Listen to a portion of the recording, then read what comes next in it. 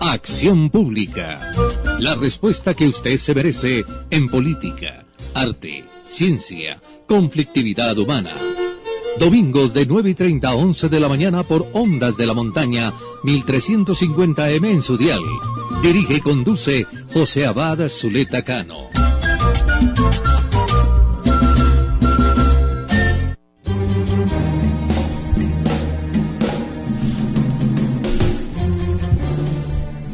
Buenos días, buenas tardes, buenas noches. Bienvenidos a una nueva emisión de su programa Acción Pública. El programa que le entrega la respuesta que usted se merece. Todos los domingos de 9:30 a 11 de la mañana en la tradicional de Antioquia, Ondas de la Montaña, 1350 AM. Claro, también nos puede visualizar a partir de cada miércoles en YouTube.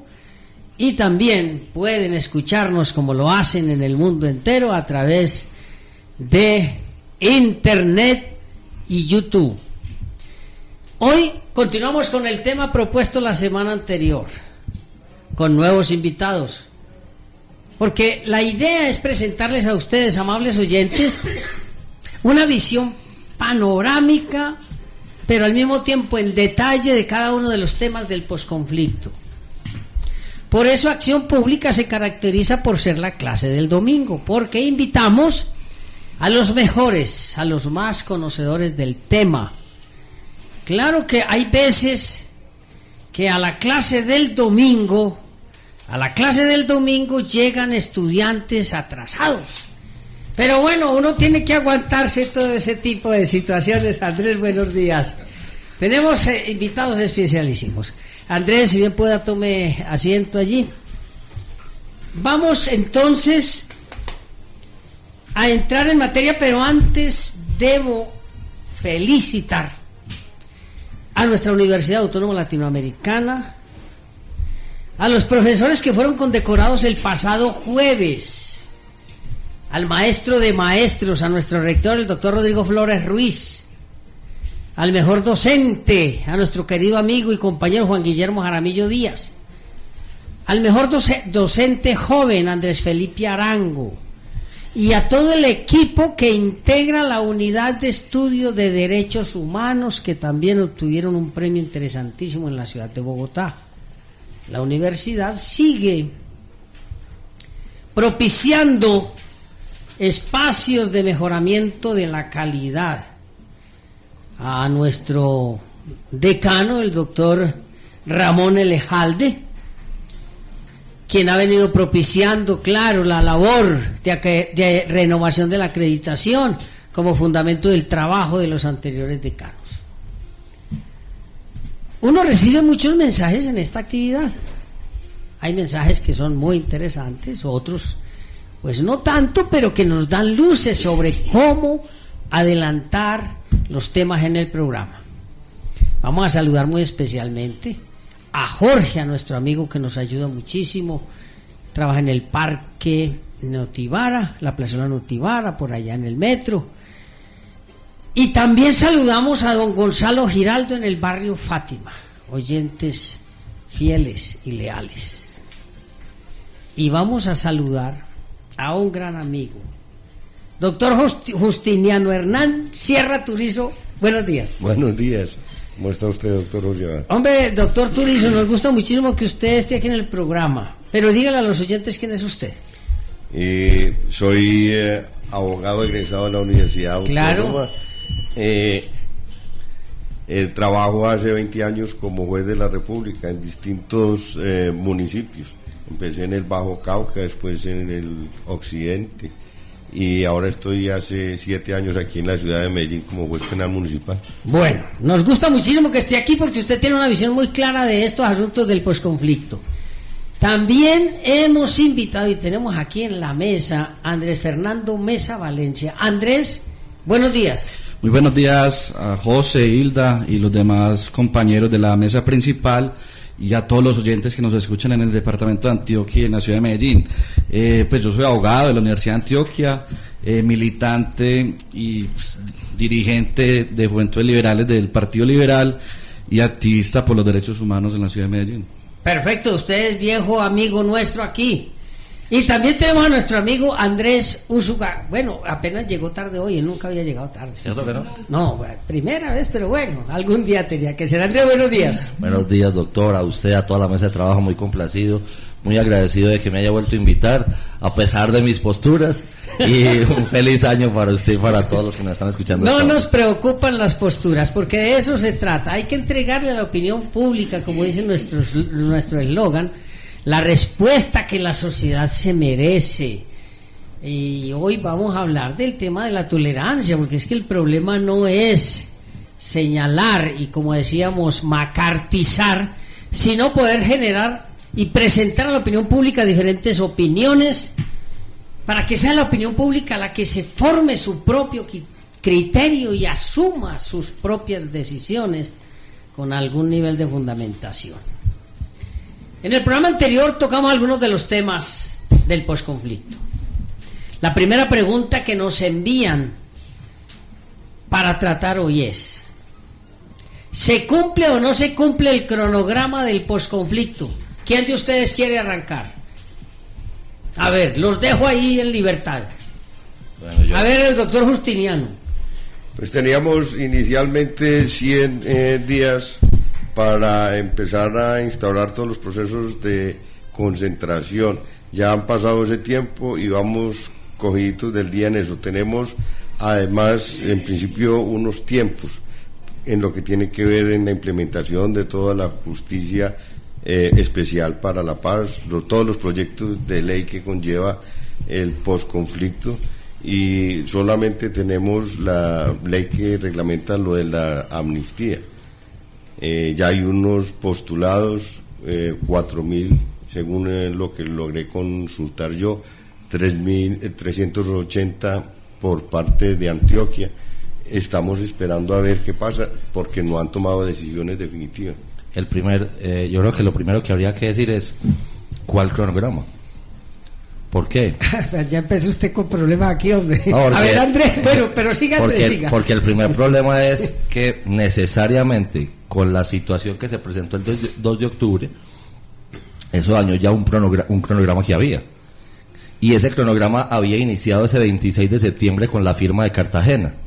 Pero ya en ese cronograma que venía tan impoluto, tan inmaculado, ya habían problemas. Porque en esa semana, si usted bien recuerda, doctor, y los compañeros de la mesa lo recuerdan, no se tenía claridad, no tanto en el cronograma, esto es en el número de días que se daban de margen para el desplazamiento hacia las zonas de preconcentración, sino desde cuándo se contaban esos días. Si era desde el otro día, el 26 de septiembre, desde el otro día, como ellos tenían asegurado ese sí, entonces ellos decían que el 3 de octubre empezaban los días, o qué pasaba. Es más, de acuerdo a eso, y yo creo que como uno después de que viene del modo tutaina, viene con tanta, se le pierde toda el tiempo y el espacio. Recordemos que la presión que empieza a ejercer el propio gobierno y los congresistas que estuvieron por el sí saca un decreto que dice hasta el 31 de diciembre estaría el cese al fuego bilateral. Entonces, fíjese que es muy complejo, porque lo que uno quisiera tener acá es, por ejemplo, alguien como el comisionado de paz diciéndole, bueno, se traslapan los cronogramas, el cronograma entonces se inicia desde cuándo, o simplemente con la firma de finales de noviembre se vuelven a activar los cronogramas de tiempos y entonces vuelven a empezar a contar otra vez ya no 150 días, sino hasta cuándo. Porque entonces es complejo decir cuál es el cronograma en el que estamos en este momento, y el pueblo colombiano no tiene ni idea de cuál cronograma se está haciendo. Andrés Fernando. Bueno, ahí sin duda existe una confusión frente al cronograma, eso es claro, pero es también muy claro que desde la firma en el Teatro Colón en Bogotá se activó el cronograma, luego del fracaso del plebiscito del 2 de octubre, pero con esta firma se activa nuevamente este cronograma y se inicia lo que se llama el preagrupamiento de las guerrillas en las zonas veredales en el país que fueron establecidas para este tema. Sin embargo, se vienen presentando dificultades y esta semana, el día de ayer, el comisionado de paz decía que no se iba a cumplir en los primeros 100 días para la entrega total de armas, sino que el plazo último sería hasta el mes de mayo. Pero no tiene, por eso, o sea, no vamos a cumplir el cronograma.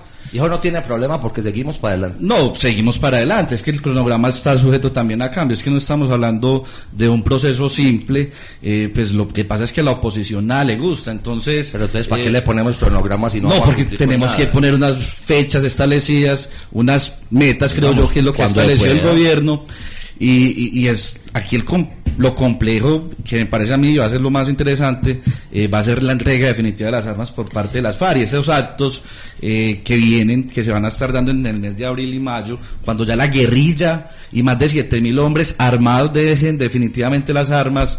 Creo que ese es un hecho contundente de la voluntad de paz de la guerrilla de las FARC. Bueno, pero la opinión no puede ser confundida con este tipo de posiciones. Mire, es un proceso supremamente complejo.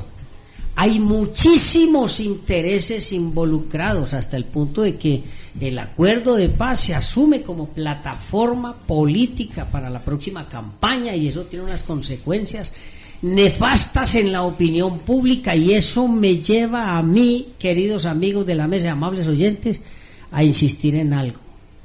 Si no hay claridad, Andrés Fernando, Andrés Úsuga, doctor Justiniano, amables oyentes, si no hay claridad, ¿hacia dónde va el posconflicto?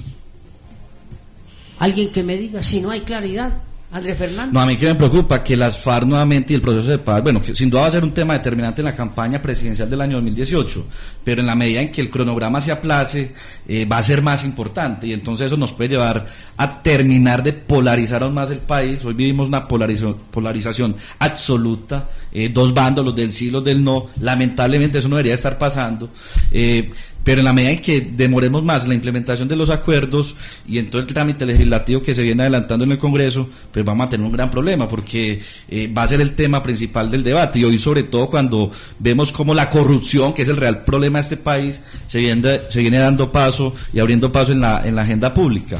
Pero lo que usted dice, José, tiene toda la razón. O sea, en la medida en que se atrance este cronograma, que sí existe y que sí está establecido, va a perjudicar mucho al mismo proceso. Doctor Justiniano. No, pero ojo, yo no he dicho que no exista el cronograma.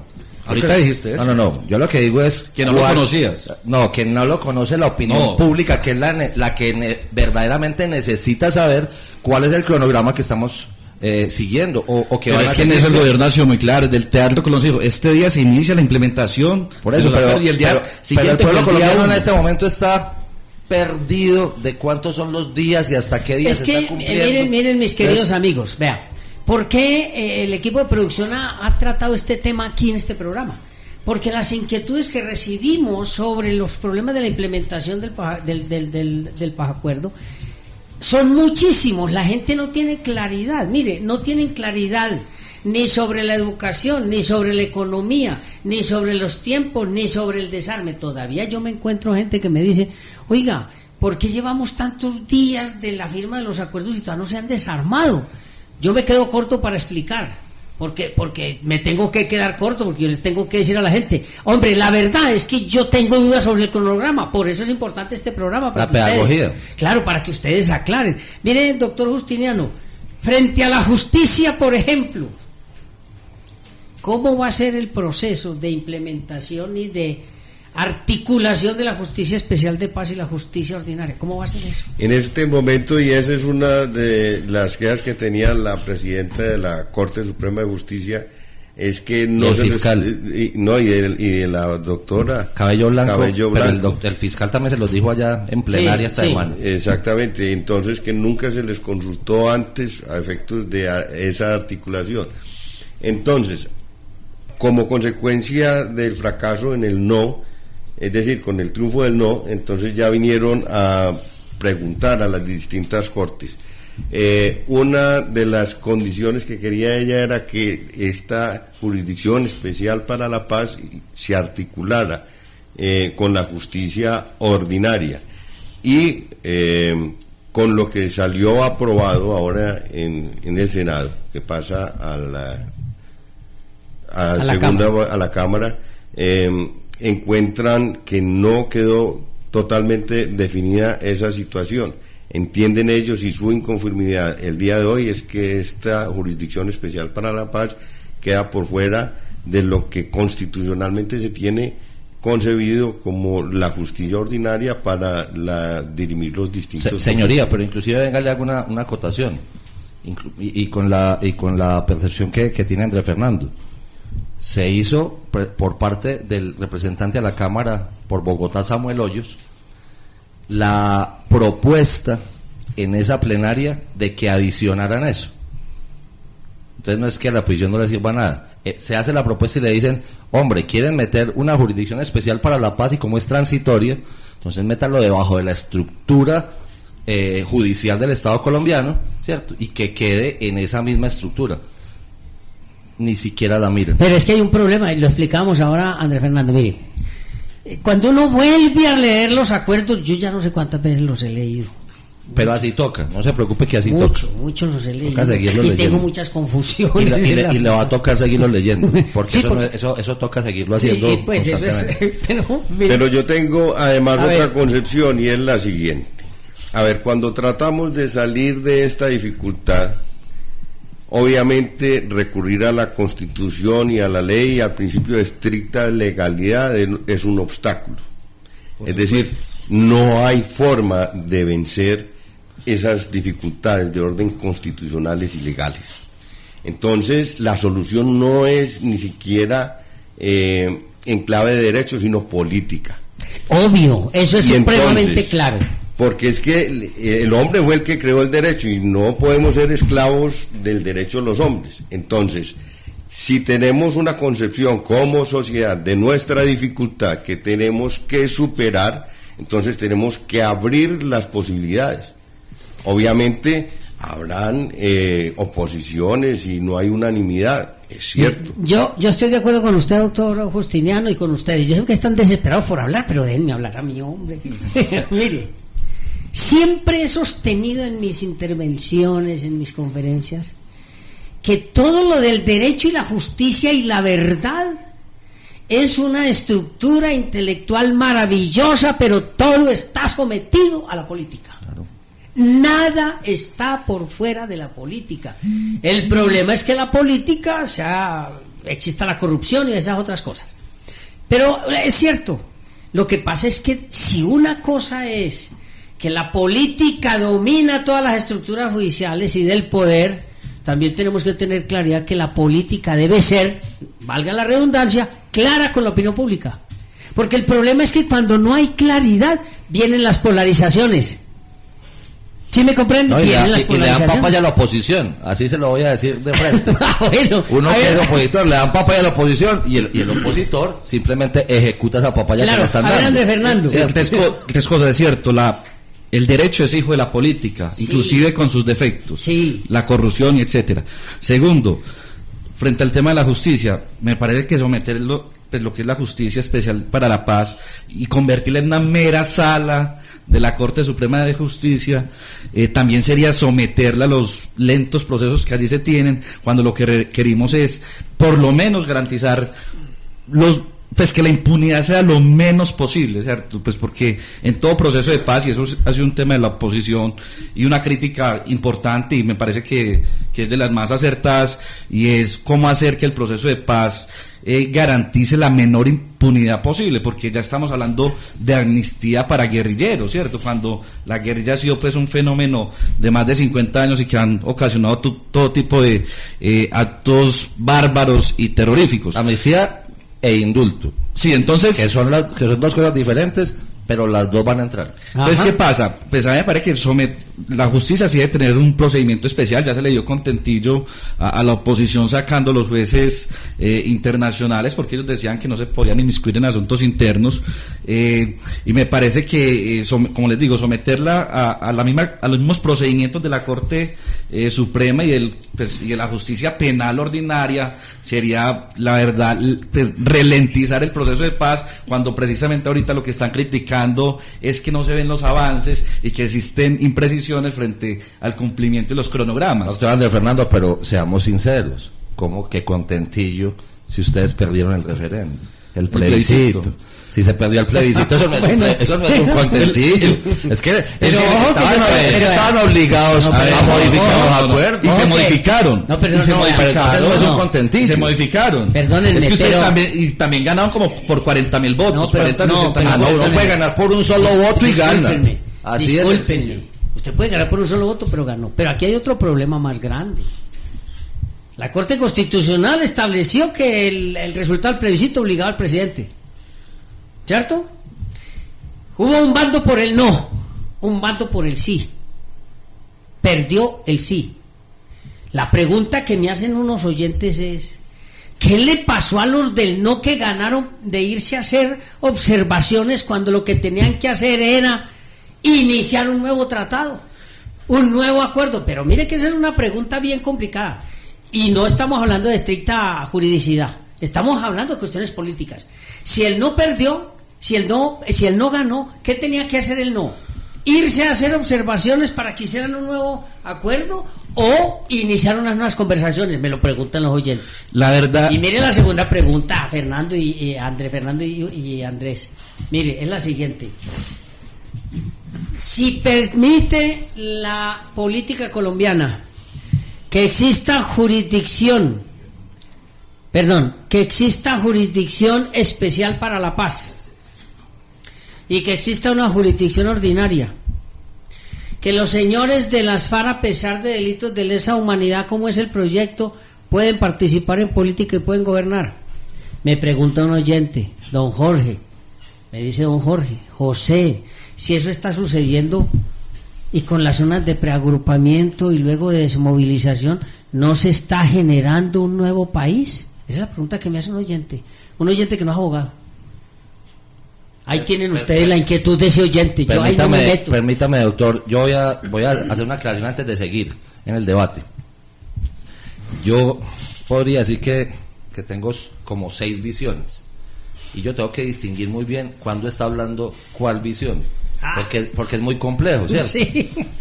Entonces, mire, yo le podría dar una visión de esto que está pasando como exmilitar, que fui, ¿cierto? Claro. Que como yo fui militar, entonces listo, eso es una visión. Y se la digo porque yo podría, o me toca a veces ser el vocero de lo que no pueden decir los militares, porque ellos no pueden decir nada, y ellos no están para deliberar, pero ellos sí le cuentan a uno, que son los compañeros. Otra visión es como abogado, esa es distinta. El abogado es, vamos a hablar de inciso, de parágrafo, de artículo, y a ver, yo miro pues que esa visión, y comparto la visión con Andrés Fernando, esa no puede ser la visión de esto. ¿Por qué? Porque esto no es así. O sea, un acuerdo de paz no es esto. No es un pedazo de ley, no es un pedazo de norma, y entonces la norma jurídica, y todo el supuesto de hecho, el nexo de óntico. No, eso no es así. Esto es otra cosa. Pero hay otra visión como profesor de Derecho Constitucional. Entonces ahí sí no se nos puede olvidar listo. Tenemos que mirar el tema político, y la Constitución no nos puede ser un estorbo. Pero ojo, es que la Constitución es política. Es política. Y adicionalmente, la Constitución política del 91 es un tratado de paz. Porque así lo han vendido 25 años. Y es que así fue. Por eso. Y dicen, entre ellos Norberto Bobbio, y ahí como profesor no solamente de Derecho Constitucional, sino de Ciencia Política y experto en polemología, las constituciones generalmente son tratados de paz. Entonces no se me puede convertir en un obstáculo para una nueva paz, un tratado de paz que ya se hizo. Porque ese fue el tratado de paz con el M-19. Para el que no lo sepa hasta ahora, en los oyentes de Una de la Montaña, y se invitó a las FARC a participar en el Tratado de Paz del 91 y no quiso participar en el Tratado de Paz. De acuerdo de eso mismo, le hicieron el bombardeo al presidente César Gaviria de su partido, doctor Andrés Fernando, el 9 de diciembre, para que no se le olvide al doctor César Gaviria. Pero también puede haber otra visión, que es la del analista político, que ya es otra cosa. Pero yo quisiera que la visión de hoy fuera la visión del ciudadano a pie, la visión del señor que no sabe nada. Por eso se lo dije ahorita, el que no sabe nada, el que no sabe ni derecho, ni derecho constitucional, ni ciencia política, ni están historia, muy preocupados. Esa gente está tremendamente muy preocupada, claro. Porque usted se va para Urabá y entonces pregunta ahí en Cañas Gordas y dice, hermano, llegar a Deiva está muy jodido. Así de frente se lo dicen, y dice, pero ¿por qué? Porque esa gente se tomó eso y el gobierno los protege para tomarse eso. Es lo que le dicen a uno yendo allá a Occidente. ¿cierto? Cañas Gordas, Buritica, Giraldo, en cuanto al tema de Aveiva. Me llama gente cerca de Yondó, y que entonces dijeron que ya no, listo. Y los amigos de uno, de Vigía del Fuerte, bueno, trabajé por allá, cuando nos conocimos con el doctor Andrés Fernando, Vigía, Murindó, es un tema complejo, la gente está asustada y esa es la visión que creo que es la que tenemos que entregar hoy acá. Hombre, ¿cómo va eso? De acuerdo a lo que usted medio alcanza a ver en televisión y medio entiende, y cómo va eso con la realidad fáctica de lo que está pasando. Esa creo que es la visión que debe tener, porque para venir a dar una clase de Derecho Constitucional, pues, o para venir a dar una clase de Ciencia Política, valiente cosa. La gente ya tendría que Andrés Fernando. No, en eso yo sí quiero hacer dos observaciones. La primera, o sea, frente al plebiscito, el plebiscito es cierto que ganó el no, pero también él no ganó, como lo dijo el mismo director de la campaña, él no con mentiras, ¿cierto? Diciendo que el país se lo iba a tomar el castrochavismo, que los subsidios para la gente de estratos 1 y 2 iban a desaparecer y que este país, pues, mejor dicho, iba a terminar en las manos, pues, de Chávez y de Cuba, cosa, pues, que es absurda, pues, desde su mismo punto hacia ciertas personas les gustara que eso pasara, ¿cierto? Sí, hacia gente que les guste y compartan esas, y que tienen todo el derecho de hacerlo. Estamos hablando de tolerancia, en la tolerancia pero ahí viene el doctor Turizo, que está desesperado por decirle a ustedes. Lo bueno es que él sí no dijo ninguna mentira tampoco, ¿cierto? ¿Qué me parece? Que los del no, pues, que todavía existen, y esa oposición que es, me parece que no ven nada bueno en el proceso, ¿cierto? Porque hoy estamos hablando de que hay 7.000 personas, también ciudadanos colombianos, que están dejando las armas y que ya no se van a estar tomando los pueblos, no van a estar extorsionando, no van a estar secuestrando y no van a estar matando a los colombianos. Y un conflicto colombiano que ha dejado más de 220.000 colombianos muertos, asesinados, masacrados de las formas más crueles, más de 6-7 millones de desplazados, una ciudad, por ejemplo, como Medellín, que es en su periferia producto del desplazamiento de los años 60 y 70, bueno, y los años 90, que también fue increíble por el tema del paramilitarismo. O sea, nadie se alegra de eso. Nadie se alegra, por ejemplo, que hoy en el Hospital Militar de Bogotá no haya un solo herido por combates en el año 2016 y 2015. A mí esas me parecen muy buenas noticias. Que hay dificultades en cuanto al cronograma, en cuanto a la implementación, en cuanto a esos tecnicismos que de pronto son de poco conocimiento de la opinión pública, pero que yo creo que van a llevar al mejor resultado de este proceso. Va a haber dificultades, muchas, y yo ahorita decía fuera de micrófono que me preocupa también que en la implementación en el Congreso nos empiecen a meter micos que vayan a favorecer, por ejemplo, grados de impunidad en otros sectores de personas que hayan cometido delitos de lesa humanidad, y eso es lo que me preocupa. Pero yo sí invito a la opinión pública, a esos ciudadanos de a pie, a que pensemos en cómo nos puede beneficiar como colombianos que hoy haya 7.000 guerrilleros menos, que hoy el mundo nos vea de una manera diferente, y por ejemplo eso ayuda a aumentar el grado de turismo. Por ejemplo, los recursos que vienen para el posconflicto, que son billonarios, son billones de pesos, y esos recursos van a beneficiar a todos los colombianos, naturalmente. Y para mí lo más importante, lo dije al principio, que se empieza a revelar el verdadero problema de este país, que es la corrupción. Bueno, pero mire, hay otro problema. Otro no, hay muchos problemas. El doctor Turizo tocó un tema ahora, antes de iniciar el programa, precisamente que se refleja aquí en este debate, y seguramente se sigue reflejando en las comunicaciones que me envían, el problema de la tolerancia. Yo tengo que ir a unos mensajes comerciales porque Sergio es un control estricto, queda pendiente y queda gravitando en la mesa lo de la tolerancia. Ojo, que tolerancia no es bobada, me adelanto pues. Vamos a unos mensajes y ya regresamos. Usted está escuchando Acción Pública. Bien, amables oyentes, continuamos en esta emisión de Acción Pública, el programa que le entrega la respuesta que usted se merece, con el tema del posconflicto. Ya han escuchado ustedes que hay grandes dificultades. Doctor Turizo. La teoría es, al ciudadano de a pie, yo le explicaría qué es lo que estamos tratando de hacer hoy aquí, que no hay una fórmula determinada de cómo hacer el proceso de paz. Hay varias fórmulas a nivel mundial, pero aquí estamos haciendo un proceso de paz a la colombiana, con dificultades, porque desde el principio todo el tipo de reuniones y los acuerdos parciales sobre los distintos puntos eran ocultos, no se le publicaban a todo el mundo. Entonces el proceso ha sido de pedagogía. Cuando sacaron un mes antes del plebiscito los textos definitivos, tuvo la gente algo más de un mes para estudiar. Y los procesos de nodulares 6 años de proceso, ¿no? 6 años de proceso. Un mes para estudiar. Dos datos ahí. No, 6 años no, eso no es cierto. Pero los procesos constitucionales nodulares deben de ser publicitados.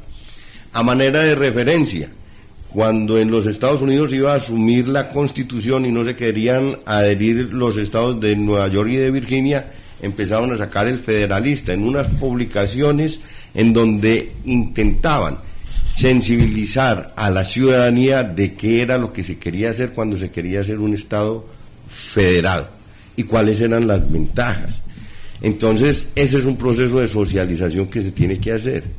Y aquí no hubo el tiempo para hacer esa sensibilización. Muchas personas, ahora hicieron referencia al doctor Úsuga, ni siquiera entienden qué es lo que está pasando. Y por eso la incertidumbre es lo que más los está matando. Pero entonces, a partir de ahí, debemos de sacar una conclusión, o por lo menos yo insisto en que tenemos que tener un grado alto de tolerancia. La tolerancia no como bobada, como decía el doctor José Abad, sino la tolerancia como un valor, como un principio, como una forma de entender que tenemos que salir de este atolladero, y que implica que no obstante que yo venga comportándome toda la vida bien, sea un ciudadano cumplidor de mis derechos, y que otros no lo hayan sido, implica que en un momento dado, para poder convivir en paz, tenga uno que hacer unas mínimas concesiones, para poder superar esa aporía, esa dificultad. Y estaba yo haciendo reverencia con el doctor José Abad antes de que eso es lo importante, y de volver a los clásicos. Entonces volví al Tratado de la Tolerancia de Voltaire. De hecho nos lo regaló, ¿no? Y vamos a presentarlo ahora como el libro recomendado. Pero a ver, doctor Turizo, mire, y compañeros y amables oyentes, lo que dice Andrés Fernando es importante, y cuando uno lo escucha de que no hay más soldados en el hospital militar, que no hay más ataques, uno dice excelente, eso es importante, y creo que no hay un solo ciudadano al que no le guste ese tipo de planteamiento. Todos nos alegramos. Todos. Yo insisto en algo. El hecho de tener el poder hegemónico de un Estado no faculta a quien tiene ese poder para que la sociedad a la que debe administrar no tenga conocimiento sobre los mecanismos de administración. Cuando se habla de que la sociedad colombiana no está ilustrada sobre lo que sucedió en La Habana y sobre lo que va a suceder con todos los proyectos y con todas las leyes que hay que expedir, eso es cierto. Y ese es el problema más grave. Cuando hablamos de tolerancia, claro, obvio, hay que ser tolerantes, y eso es un elemento sensible del ser humano. Pero yo tengo que saber por lo menos qué normas debo cumplir o qué normas me están perturbando. Resulta que en Medellín, hoy, que no estamos frente a un proceso de desmovilización y de readaptación, me dicen algunos oyentes que la dinámica delincuencial ha rebasado cualquier parámetro de aquellos que teníamos cuando estábamos en pleno conflicto. Claro, pueden preguntar al alcalde de Medellín. Y entonces ahí viene la inquietud de la gente. Así de sencillo. Claro, ahí viene la inquietud de la gente. Bueno, si el acuerdo de paz, como dice Andrés Fernando, nos trae toda esa visión, ¿qué es lo que está pasando entonces?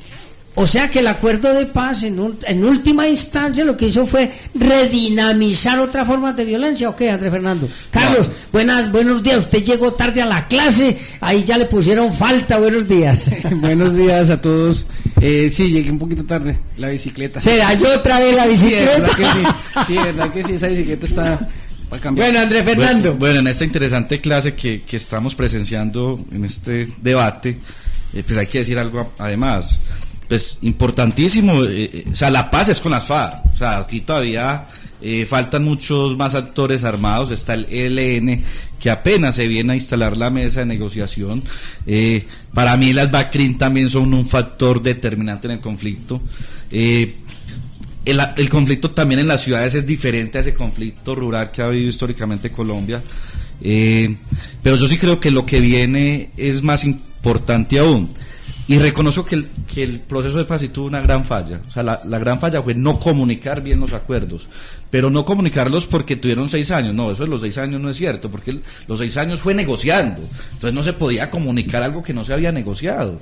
Y la negociación definitiva sobre los puntos solo se vino a dar en los últimos 2 años. Pero al gobierno nacional sí le faltó hacer pedagogía. Sin embargo, también creo que andragogía. Que a pesar de esa pedagogía, yo creo que ¿qué? lamentablemente... ¿Me deja hacerle el paréntesis de la andragogía? Claro. Andragogía. Pedagogía es para niños, como el pediatra es médico para niños. Andragogía es, hay que enseñarle a los grandes, a los adultos. Sí, pero los pedagogos no están tan de acuerdo con la andragogía. Los pedagogos van a decir que los adultos también necesitan aprender y como reaprender niños. Como niños. Y hay que reaprender. Si los pedagogos sí, además porque aquí, no van a mí me lo dijo un propio pedagogo. Me dijo, eso se llama andragogía. Eso no le hace caso a los que saben de eso, ¿cierto? Pues sí, a ver, ¿qué pasa? Que también el grado, por ejemplo, si vemos el plebiscito, vemos una abstención de más del 60%, o sea, la gente no participa ni cree en los procesos políticos, y menos en la clase política colombiana. Entonces, por más que hubiéramos hecho un esfuerzo, pues no sé si eso hubiera podido cambiar. Eso sumado al montón de mentiras que promovieron los del no, que lo que hizo fue desincentivar la participación ciudadana en el proceso electoral del plebiscito. Me parece que es un tema grave. ¿Qué hay que hacer en Colombia? Generar procesos de concientización ciudadana, o sea, procesos sociales que ayuden a que el ciudadano del común estudie sus derechos. Por eso me parece interesante un programa como ese que llama Acción Pública, precisamente es que el ciudadano asuma un papel activo sobre la realidad de su país, sobre los hechos, sobre las coyunturas, sobre todos los fenómenos que se dan, que no se dio en el plebiscito, lamentablemente. Pero, eso no se dio, y eso es un error que seguramente va a tener efectos en el futuro. Pero Andrés Fernando y compañeros y amables oyentes, miren, se ha hablado mucho de las mentiras que dijo el Centro Democrático para que la gente no votara. Cuando uno analiza lo que es el marketing político, aquí fue un problema de ponderación de algunos políticos. Resulta que en ninguna campaña política que se precie de política, en ninguna, falta el análisis de la motivación psicológica, de la dinamización mental hacia la comprensión de lo que yo quiero vender. Si usted mira, por ejemplo, la campaña del gobierno, empecemos por 2 cosas. Tenía todos los medios a su disposición. Obligó a que todos los medios hablaran de la necesidad de votar por el sí, ¿cierto? Habló el gobierno profusamente de la importancia de los acuerdos y de votar por el sí. De hecho, yo, si estoy mal, me disculpan y me ayudan. Yo recuerdo que en alguna locución del presidente planteó que si no ganaba el sí, las FARC iban a tomarse las ciudades. Eso fue aquí. Fue aquí, ¿cierto? Algo así. Fue aquí en un foro económico acá en el Hotel Intercontinental. Bueno, entonces, bueno, sí, creo que fue allá. Entonces miren ustedes, queridos amigos y amables oyentes, cómo eso de que los del no dijeron mentiras, no, yo creo que ese es un sesgo. Ese es un sesgo que no es serio.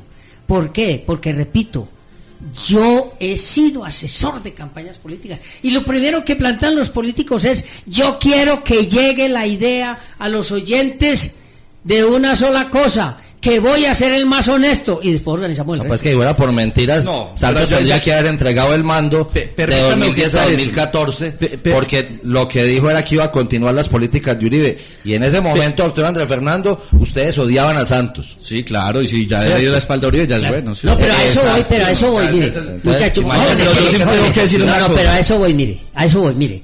¿Cuál fue el problema aquí en esta campaña de del Centro Democrático. Las mentiras. Que un señor, como decía mi mamá, lengua y largo, por darse aires de gran gerente y de gran Si usted supiera por qué fue. De marketing. Si usted supiera por qué fue. Salió a utilizar unos términos que no son adecuados. Pero perdóneme, Andrés Fernando, mire, nadie desconoce que la motivación psicológica del elector es toda una ciencia en política.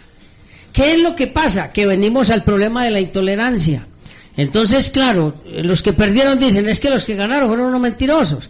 Pero cuando se analiza eso con ponderación y en perspectiva de ciencia política, Andrés, que usted es profesor, tenemos que entender que una cosa es que al elector, cuando se le dice la verdad, el elector no vota. Y al elector hay que motivarlo psicológicamente, y eso es lo que hacen todas las campañas. Ahora sí. No, yo tuve la oportunidad de participar en varios debates con diputados y concejales del Centro Democrático. Particularmente me llamó la atención uno en el municipio de Bello, donde compartí con la diputada Moreno, Ana Cristina Moreno.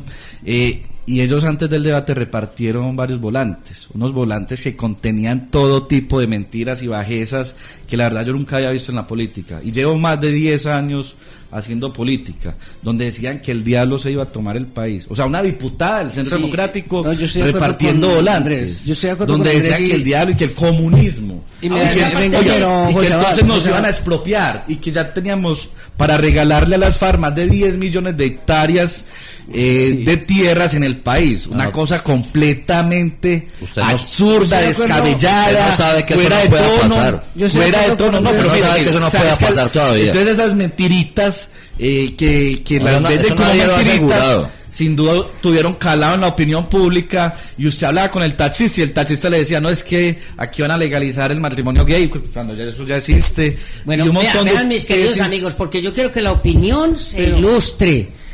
Porque yo sigo insistiendo con el doctor Turizo, perdóneme Carlos, con el doctor Turizo, tolerantes. Yo quiero que nuestro técnico Sergio nos coloque allá el audio de la conferencia del presidente Santos, donde nos habla de esas cosas, por favor, de lo que decía el presidente Santos que iba a suceder aquí. No se aprueba, volvemos a la guerra. Así de sencillo. No es que vamos a volver a la mesa de negociación, volvemos a la guerra. Esa es la verdad, porque tenemos información amplísima, que ellos están preparados para volver a la guerra, y a la guerra urbana, que es mucho más demoledora que la guerra rural. Bien. Se espera que en las próximas... Bueno, miren amables oyentes. ¿Quién dijo mentiras? Miren amables oyentes, discúlpenme, perdóneme Carlos, yo es cierto lo que dice el presidente. Miren amables oyentes, por eso hay que escuchar con detenimiento y concentración, porque cada quien busca su propio interés. Es el sentido de acción pública. Aclararle a los oyentes todas estas cosas.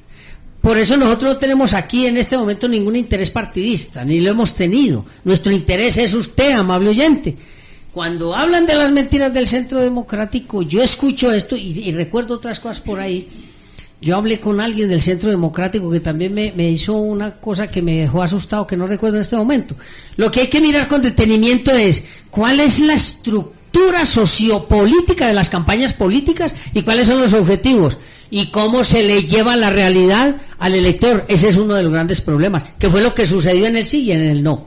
Siga, no, José, yo ahí tengo como algo para complementar, no para complementar, no, sino como que me nace una duda.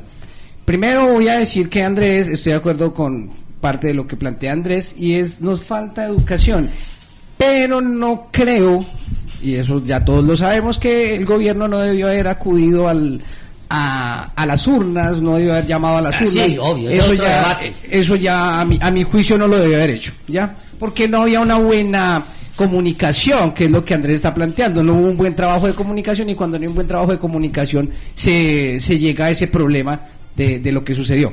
Pero aquí estamos en un problema, José, o yo evidencio un problema, y es pensar que todos los que estábamos a favor del no en aquel momento, a favor del sí, lo que estábamos a favor del sí, es como estábamos legitimando al gobierno en todo lo que decía, y no es así. Nosotros simplemente apoyamos el sí, y digo, y eso es y casi que me atrevo a hablar por un buen número de ciudadanos, apoyábamos el sí, pero no por apoyar al gobierno, sino por apoyar la salida al conflicto, la salida a ese conflicto entre las FARC y el gobierno nacional y el Estado colombiano. Entonces no es que lo que diga el señor Santos, el presidente Santos, todos lo estamos avalando y todos los que estábamos con el sí estábamos haciéndole o aplaudiéndole. Eso es una estupidez, como pensar que todos los que estaban con el sí eran áulicos del Centro Democrático.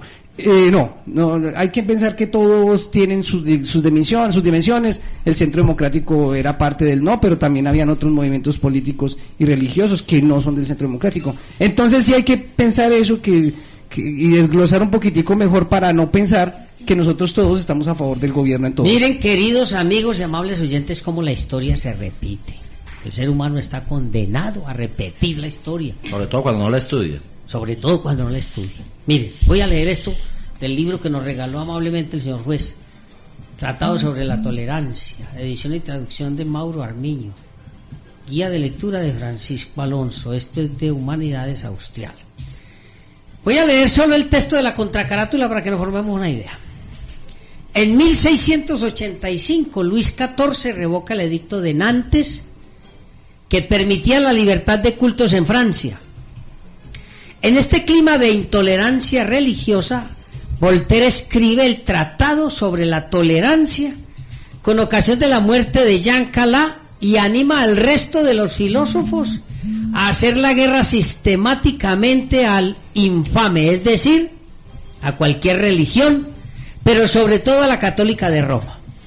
Voltaire, a diferencia de Rousseau, pretende pasar de una oposición meramente intelectual a una lucha activa centrada en los casos particulares y organiza los datos de que dispone en una estrategia de combate sin antecedentes en la historia, que solo puede compararse con una moderna campaña de prensa. Continúo. La historia de los Calas es, en el Tratado sobre la Tolerancia, un trampolín para hacer un juicio al fanatismo.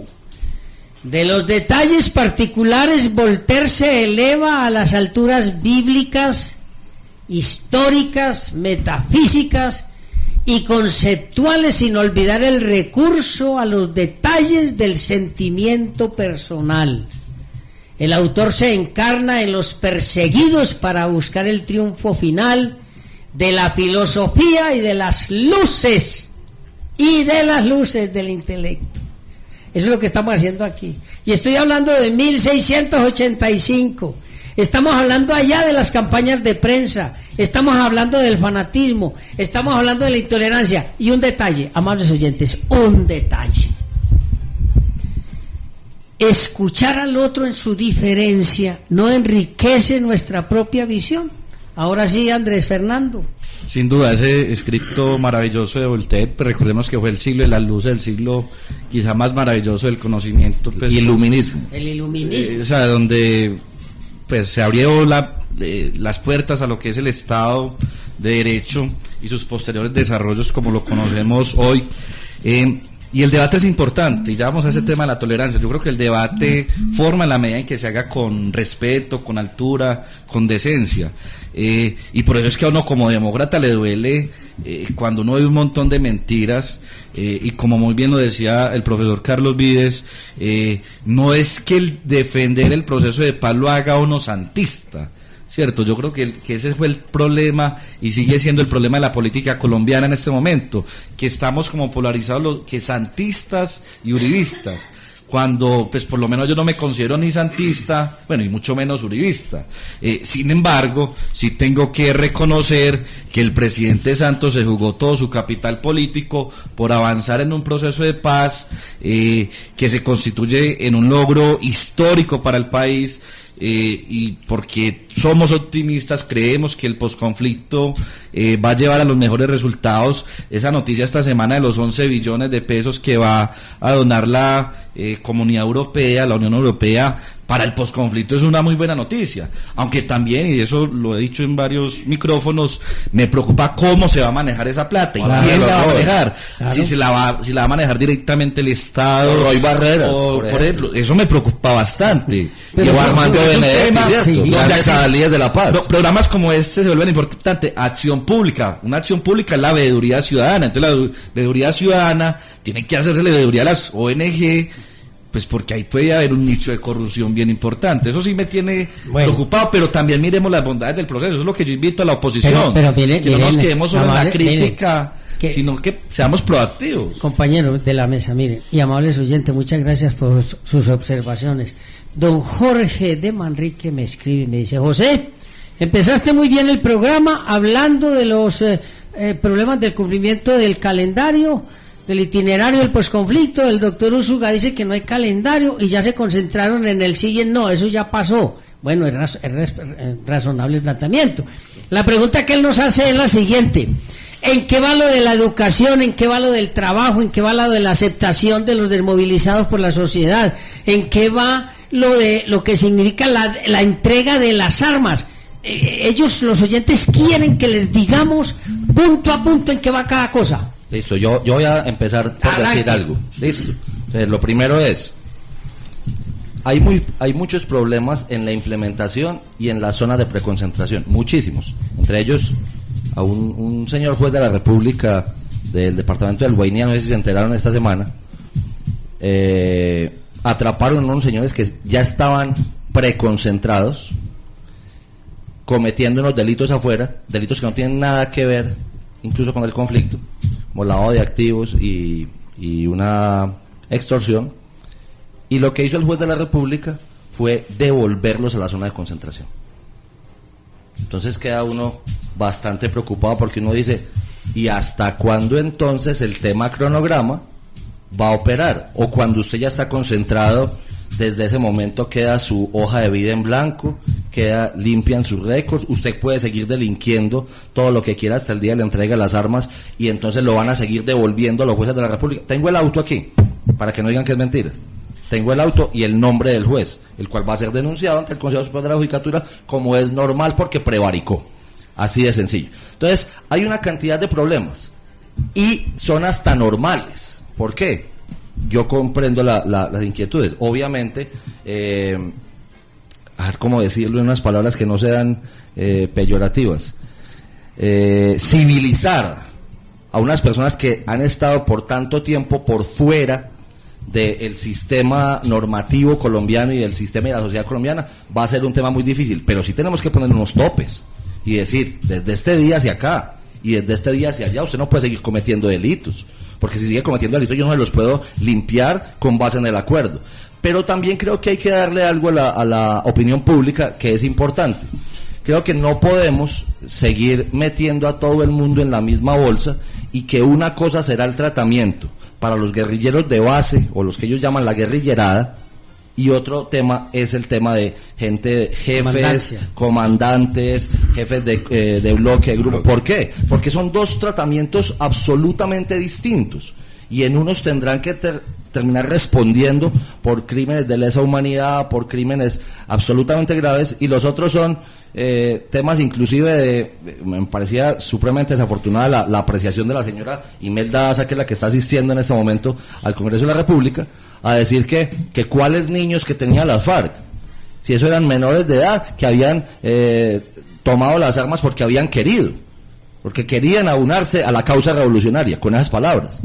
Entonces uno sí queda muy preocupado, porque lo que uno siente o lo que uno ve es un grado de anarquía, es un pandemonio de desorden en el cual todo lo que convenga van a meter a todo el mundo, y todo lo que no convenga entonces no los va a tocar. Ese es un tema importante. A la guerrillerada, ojalá ya lo estuvieran estudiando, ojalá ya lo estuvieran con becas, ojalá ya lo estuvieran reunidos con sus familias, haciendo un grado de sensibilización con trabajadoras sociales, con psicólogos, saliendo de esa crisis donde toda la vida han vivido. Es más, vea, se lo pongo como un ejemplo, que en esto es, la semana entrante entra el Código de Policía. El Código de Policía nuevo, que de hecho ahí va a tener una cantidad de discusiones, es lo primero que le tendrían que explicar a las guerrilleradas que están preconcentradas. ¿Por qué? Porque ese es un código de convivencia y cultura ciudadana. Convivencia y cultura ciudadana. Esos muchachos lo que no saben es convivir. ¿Por qué? Porque ellos están acostumbrados no a hacer una fila, sino a llegar con un revólver o un fusil a decir, atiéndame ya, punto. No, pero es que mira que hay 20 señoras que están esperando a que te atiendan. No, me atiende ya y punto, con un fusil en la cabeza. Eso yo no lo he visto. Yo no he visto cómo las gobernaciones, que fíjese lo que está diciendo el propio gobernador de Antioquia y en cabeza de sus gerentes de paz y una cantidad de gente que está ahí metida en el y jugados con la paz porque votaron por el sí. Están diciendo, es que el gobierno nacional no nos cuenta nada y estamos absolutamente desarticulados.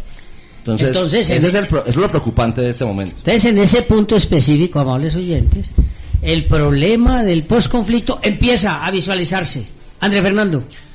Lo más difícil es la implementación, sin duda. O sea, para mí ese es el tema, y yo sí comparto la visión aquí del colega Úsuga frente a cómo vamos a reincorporar a esta guerrillerada, pues porque inicialmente se plantea la amnistía para 4.000 insurgentes, sin embargo son más, porque también están en proceso de agrupamiento las milicias urbanas de la guerrilla y todos estos grupos, redes de apoyo. ¿Qué pasa? Que ya eso está establecido, ¿cierto? El tema de la educación, va a haber una educación para ellos, se les va a incorporar en el mercado laboral. Yo sé que existen críticas, porque hay una crítica que, por ejemplo, yo leo mucho en redes sociales, que consiste, porque al guerrillero sí le van a dar una oportunidad de empleo y a mí no. Hombre, a mí que me ha portado bien. Sí, y entonces ahorita el doctor Justiniano decía algo de que en un proceso de paz los ciudadanos tenemos que también hacer concesiones, tenemos que dar un poco. Por ejemplo, el proceso de paz no es perfecto y seguramente va a haber unos grados de impunidad que a muchos no nos van a gustar, pero la impunidad también se va a compensar con lo que se llama en el derecho la justicia transicional, que son mecanismos alternativos para solucionar conflictos y para definir este tipo de litigios, donde, por ejemplo, esperamos tener verdad, donde esperamos tener una reparación integral a las víctimas, donde esperamos que por lo menos ellos se comprometan a no volver a cometer delitos y actos de lesa humanidad, como lo mencionaba el doctor Úsuga. Entonces, todo eso es un proceso. Lo que tiene que también llenarse la sociedad colombiana es de algo de paciencia y de entender que esto no es fácil, o sea, porque tenemos 7.000 exguerrilleros, como lo dice el doctor Úsuga, que estaban en la selva combatiendo, o en las zonas, ni siquiera en la selva, en las zonas más marginales de Colombia, en el Huila, en Tolima, en Putumayo, bueno, en diferentes partes del país, y que hoy vuelven a la, entre comillas, civilidad, porque tampoco es que seamos el país más civilizado, ni más culto, ni precisamente el que respete las normas de una fila. Si hoy, aquí lamentablemente, lo va a lograr, aquí lamentablemente se volvió ley la ley del vivo, que el vivo vive del bobo, y la ley de aprovecharnos de la malicia, y eso se premia, ¿cierto? Entonces, realmente el ser respetuoso de las normas no termina siendo lo mejor. Sin embargo, quienes creemos en el derecho y quienes creemos en las normas de convivencia, las tenemos que seguir respetando a pesar de que los demás se opongan a ellas. Bien, Carlos, cuando preguntan, José Abad, cuando preguntan los oyentes en qué va el proceso de paz, hombre, va muy avanzado. Es que el solo hecho de que ya no hayan tomas guerrilleras, eso ya es un avance bastante importante.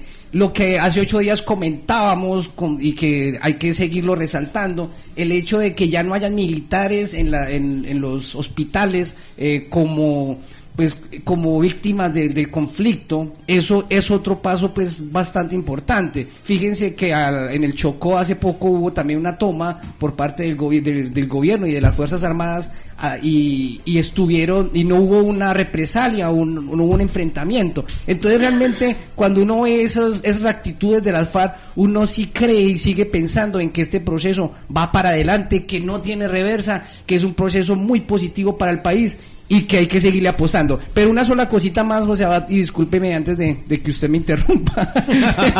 Es que me están llamando al técnico. Lo que decía Andrés Úsuga, que a quien yo sigo en las redes, y pues Andrés es un poco, digamos, radical en sus apreciaciones, pero lo que decía de los niños en el conflicto, yo estoy absolutamente de acuerdo con él, los niños no pueden estar ahí en el conflicto, pero no solo son las FARC, fíjense los niños que disfrazan o visten de policías, la Policía Nacional hace unas no sé cómo llamarlas, unas campañas donde uniforman a niños, militares, unos niños policiales. Pero yo soy sincero, yo no puedo comparar eso con un niño que yo le entrego un fusil para que vaya y se haga matar en un combate. Para mí yo no puedo eso sí tiene, eso. yo sí. Para mí sí tiene mucha importancia porque al niño, si bien la policía no le está entregando un arma porque no lo hace, y eso sería irresponsable decir que lo hace, pero sí le está entregando los símbolos del uniforme, él le está dando unas instrucciones. Son los símbolos de la patria. A mí no me parece que es la policía de su patria. Jóvenes, mire, me hacen una pregunta. ¿Está la sociedad colombiana preparada para adaptarse a la convivencia con la desmovilización? Esa pregunta queda gravitando porque voy a unos mensajes comerciales y ya regresamos. Estamos en Acción Pública.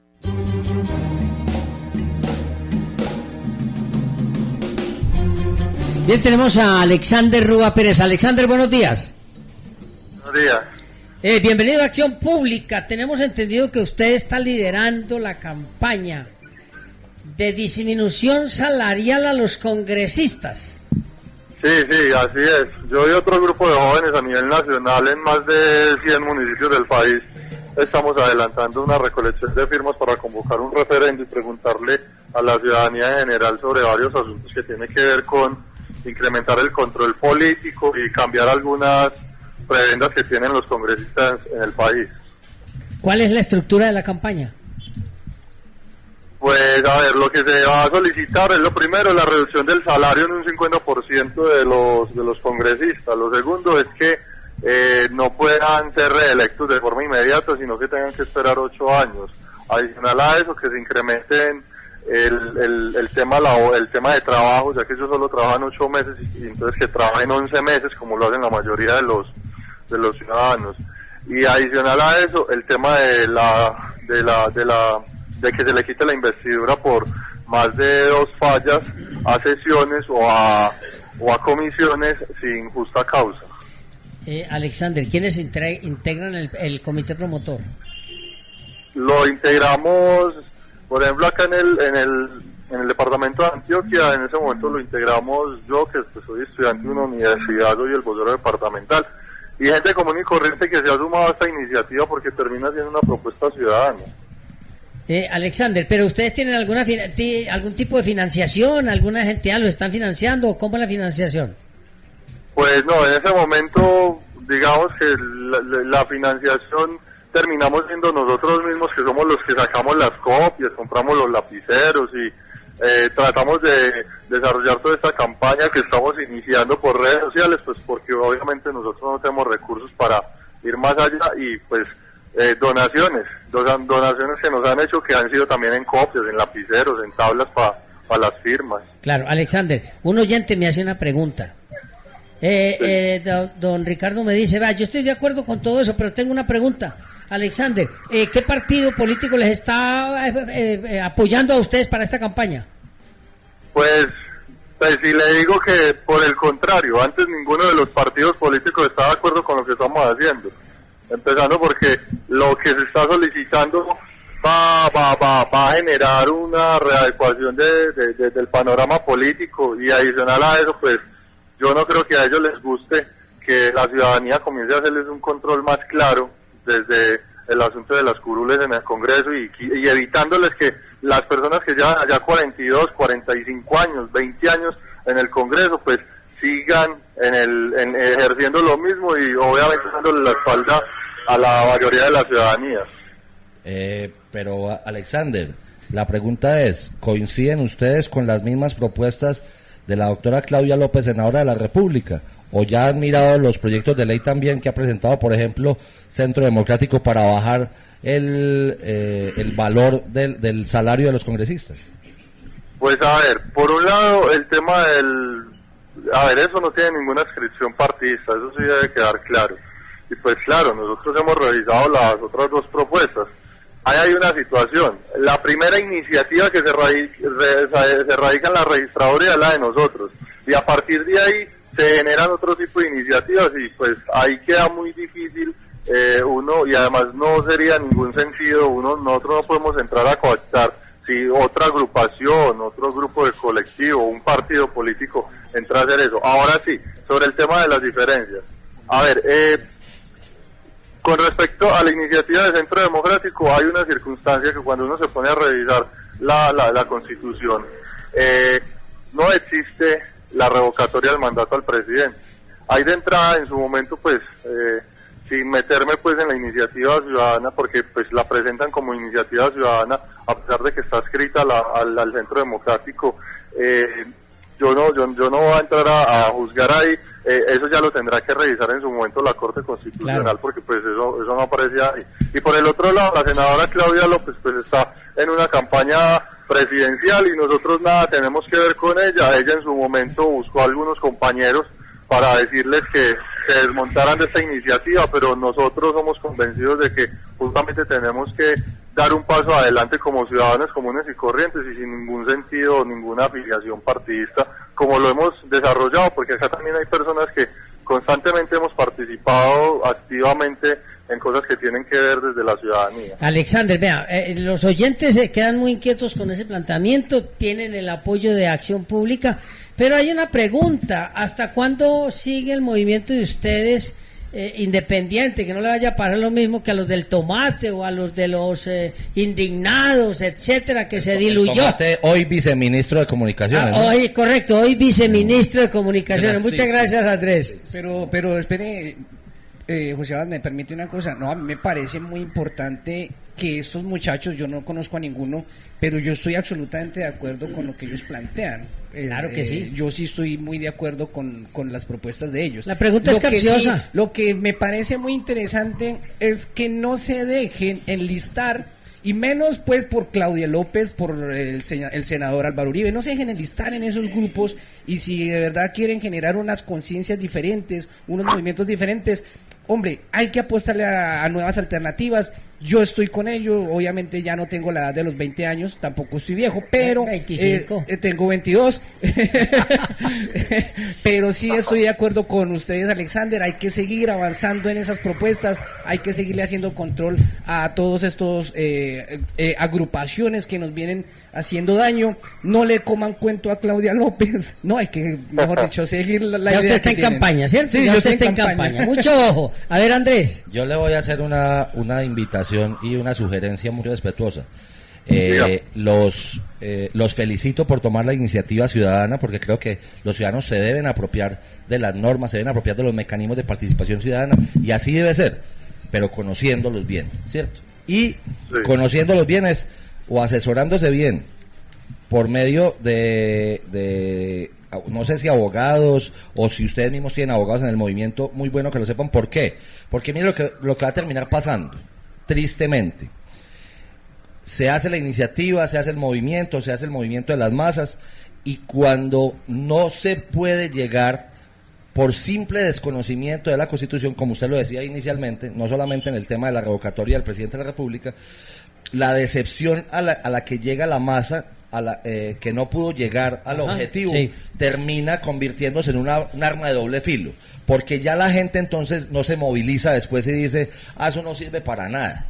Pero entonces es por falta a veces de asesoría, de saber qué sí se puede, qué no se puede, y lo que se puede, cómo se puede hacer. De todas maneras, Alexander, lo felicitamos, le reitero, cuenta con el apoyo de Acción Pública, los micrófonos están a su disposición. Confiamos en que la iniciativa ciudadana salga adelante y que usted nos esté informando del desarrollo de la campaña. Muchas gracias por su participación en Acción Pública. Bueno, muchas gracias por la invitación. Antes de irme, un asunto que preguntaban, el tema de la asesoría.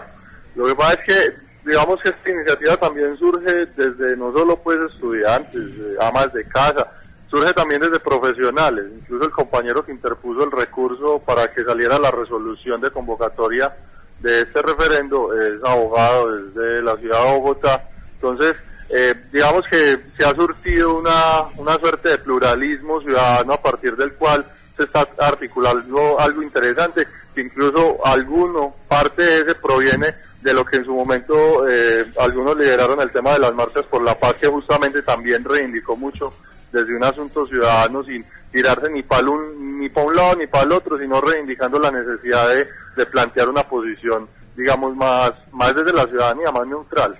Y bueno, muchas gracias, tengan feliz día y claro, estaremos informándoles. Gracias por el Bueno, espacio. buen día pues, Alexander, y muchas gracias. Amables oyentes, tienen ustedes ahí ya la información de una iniciativa ciudadana muy importante. Pero es que los oyentes me preguntan muchas cosas y recuerden que este programa tiene un tiempo muy limitado, no es sino 1:30 para la clase del domingo. A los que nos están preguntando, ¿qué opina el señor juez sobre la decisión del juez del Caquetá?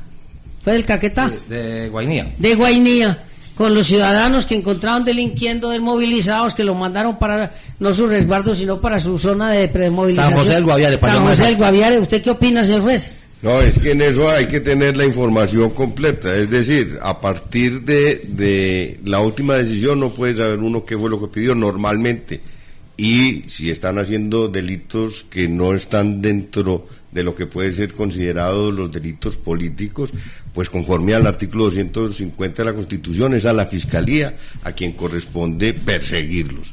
Y los jueces de la los jueces de la República estamos en dos facciones, unos haciendo las veces de jueces de control de garantías y los otros ya en fase de conocimiento tomando decisiones, pero no es facultad constitucional de un juez estar tomando decisiones por vía directa. Por eso se hace necesario contextualizar todo lo que fue la actuación que este servidor. Pero es muy importante, señor juez, aclararle a los oyentes, y usted nos da pie para eso, lo siguiente: quien tiene la facultad de investigar y perseguir a presuntos delincuentes es la Fiscalía. Punto. El juez que se entrometa allí sin haber sido convocado dentro del esquema de la función del control de garantías está faltando a sus deberes y está prevaricando. Está prevaricando. Eso es muy importante tenerlo en cuenta. Pero como el tiempo se nos agota, sí, señor juez, a ver. Teniendo en cuenta además el principio de administración reglada, es decir, uno no puede hacer sino lo que estrictamente la ley y la Constitución, lo facultan para hacer. Artículo 6 de la Constitución. Claro. Sencillo, los particulares podemos hacer todo lo que no nos está prohibido. Contrario censo, los servidores públicos solo pueden hacer lo que les está permitido en la ley o en el reglamento. Bueno, jóvenes, miren, el tiempo se me agota. Rígido. No, yo no creo en los principios tan rígidos. Pero es tu Constitución. Los abogados, sobre todo, tenemos que ser más progresistas y ubicarnos en los contextos. Eso está mandado, recuerde, el principio de legalidad estricta. Entonces acabamos con la Constitución. No, para eso hay otros principios que... Pero esa es la Constitución de Colombia hoy. Usted sabe que a mí me encanta un principio que es el de la confianza legítima, y que son principios precisamente profanos y que revientan con esos esquemas. Usted tiene que ubicar en el contexto. Cuando tengamos el contexto, tomamos y vamos a la Constitución. Muy bien, jóvenes. Muy bien, Andrés, muy bien, jóvenes. ¿Qué partes de la escuela sociológica? Donde yo no sé, esta clase del domingo está muy revolcada. Sí, está. Esto me preocupa porque. Pero a los oyentes les encanta una clase del domingo revolcada. Pero se va reencauzando usted. ¿No se acuerda? Usted va a entrar a la universidad a trabajar como profesor, ¿cierto? ¿Eso escuché? ¿Cómo le parece? Estoy más asustado. Si aquí la mejor experiencia del mundo. No, yo fui profesor como 25 años y no que me cansé, sino que ahora parece que yo estoy en esa etapa en este momento, me cansé, y del pregrado más aún. Sí, y entonces ahora cuando uno vuelve, pues uno se preocupa, pero viéndolos a ustedes, entonces ahora va a llegar más asustado allá. Vuelve y se anima. Sí, bueno, ojalá. Eso es emocionante, la docencia. Eso es lo que espero, no volver, eso espero. Pero miren, los oyentes están ansiosos por escucharles a ustedes. ¿Qué percepción tienen de la aceptación de la sociedad a la integración de los desmovilizados? Y empiezo por orden. Autoridad, señor juez, adelante. De todas maneras hay que tener una sensibilidad especial, porque no va a ser fácil. Y quien ha estado en armas, así se desmovilice, no dejará de ser censurado siempre. Ahí empieza el principio de la tolerancia, de uno como persona civil, de saber que tiene que compartir en todos los escenarios de la vida con las personas que vienen desmovilizadas a través del proceso de paz. Y eso no es fácil. porque de todas maneras hay unas prevenciones, hay unos preconceptos que hay que empezar a romper, y que es solamente a través del principio de confianza que tenemos que empezar, el principio de buena fe. El principio de buena fe. Principio que va de la mano con el principio de confianza. Claro. Entonces, ese proceso, ese artículo 83 creo que es de la Constitución. Sí, hagámosle la promoción al doctor Andrés Fernando, que tiene un gran libro. Él escribió el libro sobre confianza legítima. Bueno, enseguida lo presenta. Editado por la Universidad de Antioquia. Oiga, ustedes son indisciplinados como alumnos. Carlos, hombre, le toca a usted. Yo a ver, ¿qué percepción tiene usted de la aceptación que puede tener la sociedad de la readaptación a la sociedad de los ciudadanos? Mire, yo quiero pensar en que vamos a tener una adaptación positiva de los desmovilizados futuros. Yo quiero pensar eso. Desafortunadamente, y uno observa experiencias externas a la colombiana y no es así. Y esta sociedad, la sociedad de nosotros, que está relativamente enferma con respecto a lo de la guerra, me da la sensación, y tristemente tengo que decirlo, y ojalá, y lo digo es diagnosticando para ver si se encuentra la solución. No es así. Miren lo que dicen, por ejemplo, de hoy día, hace 20 y tantos de años, 25 años que se desmovilizaron los del M-19. Ellos cargan todavía con esa estigma. Se hablan de los senadores o de Gustavo Petro, de todas estas personas del senador Navarro, incluso el senador que es parte del Centro Democrático. Siempre el debate gira en torno, cuando se habla de ellos, gira en torno a su pasado guerrero, un pasado que por supuesto uno no comparte. No obstante, hay que reconocer que el M-19 tiene muchas diferencias con respecto a lo que es las FARC y el ELN. Eso los que han estudiado el tema lo tienen muy claro, los que hemos leído algo también lo sabemos. Eso hay que presentarlo, ¿cierto? Así, pero hay que decirle a la sociedad, y yo estoy muy de acuerdo con lo que decía el juez, tenemos que adaptarlos, entender esas nuevas dinámicas, aceptar, reconocer esas nuevas realidades y reintegrarlos. Señor juez. Sí. Precisamente Francisco Carneluti, en el libro de las miserias del derecho penal, establece esa condición de que quien ha sido deudor no deja de serlo, y el que ha sido rey, así ya haya sido desplazado, lo recuerdan como el rey. Ajá. Y el que ha sido condenado no lo recuerdan como otra cosa, como si acaso el ex condenado. Y la persona cree que por purgar su pena en prisión, con eso cumple con la sociedad, y resulta que hay otras cosas más posteriores que lo acompañan hasta el resto de sus días. Pero eso no es solo en Colombia, pues. No, es el ser humano, es el ser humano. Andrés Fernando. Andrés Fernando. Sobre la aceptación de los desmovilizados de la guerrilla por la sociedad colombiana, pues yo creo que primero me tengo mucho temor que volvamos a lo que se dio en los años 80 con la UP, cuando la guerrilla inició un proceso de paz con el gobierno de Belisario Betancur, y terminaron siendo asesinados más de 5.000 militantes de un partido político, incluyendo candidatos presidenciales, congresistas, concejales, diputados. Con paréntesis, ¿cierto? Inclusive cuando la guerra de la UP con los esperanzados en Urabá, se mataron entre ellos. También hay que contar. Cuando el doctor Usuga ahorita mencionaba que la guerrilla de las FARC no quiso participar del proceso constituyente del 91, fue precisamente por esa desconfianza que se había generado por ese exterminio político en los años 80. Segundo, me preocupa demasiado que el ministro de Defensa salga a decir que los últimos asesinatos que se dieron en el 2016 y ya en el 2017 se han asesinado más de 5 personas ahorita de marcha patriótica en Guaviare, Putumayo y Cundinamarca. Me preocupa demasiado que vayamos a ver una matazón de este nivel, donde la ultraderecha armada, que sigue existiendo y que tiene mucho poder en ese país, se dedique a exterminar estos guerrilleros desmovilizados. Eso me preocupa. Esa es actualmente mi principal preocupación. ¿Y por qué me preocupa además? Porque puede significar que la guerrilla retome las armas. Bueno, muy bien. Andrés Usuga. Termino. Mire, sí. Lo que me preocupa más, y da para un tema completo de un programa. Aquí nadie ha hablado de las disidencias.